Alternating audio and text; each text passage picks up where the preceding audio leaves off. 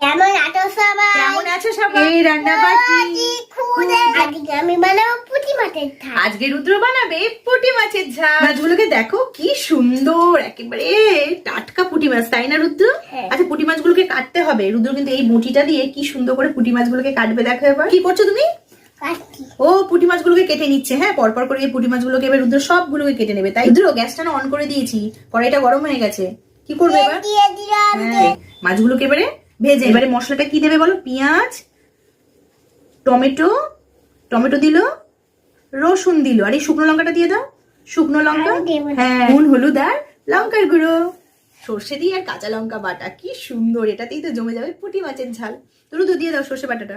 আমি কিন্তু জনতায় ভাতটাও বসিয়ে দিয়েছি, গরম গরম ভাত আর পুঁটি মাছের ঝাল। আচ্ছা, মাছ ভাজাগুলো এবারে দিই। মাছের ঝালটা কিন্তু একদমই হয়ে গেছে। পুঁটি মাছের ঝাল দিয়ে ভাতটা খেতে হয়েছে কেমন বলো তো? অসাধারণ। অসাধারণ। সাবস্ক্রাইব করতে ভুলেন না।